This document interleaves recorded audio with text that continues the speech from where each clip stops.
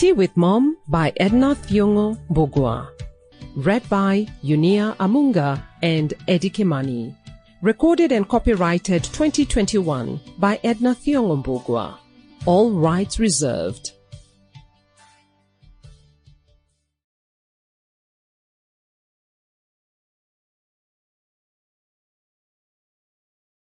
Preface.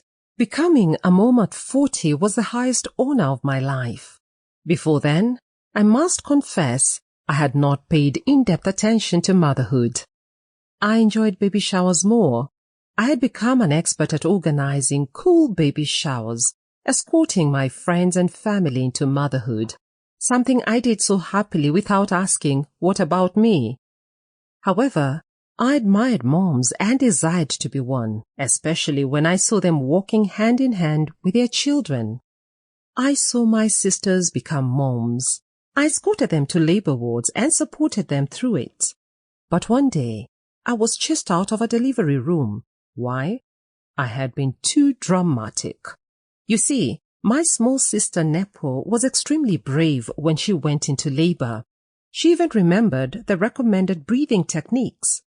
But this third time, when we entered the delivery room to see her, she was kneeling on the floor, and the only thing she managed to say to my sister Emma and I was, "I'm tired."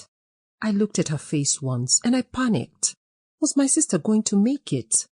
I was terrified.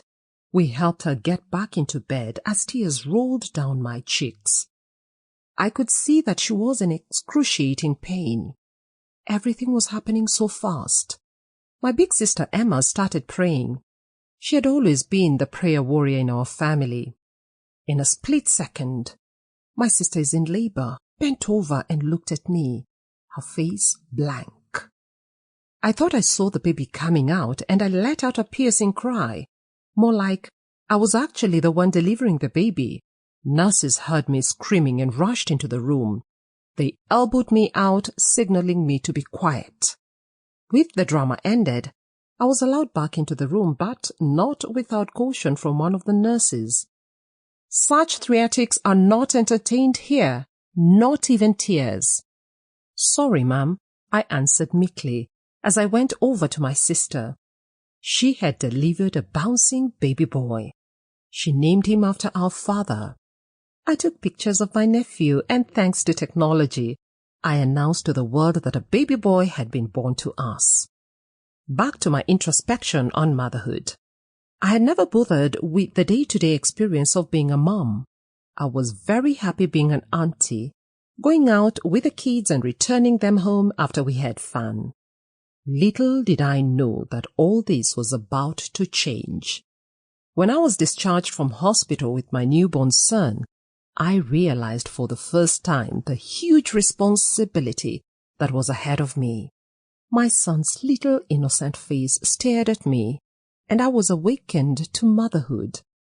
This young life looked up to me for everything, from food to changing diapers, worrying about his health, and ultimately his future.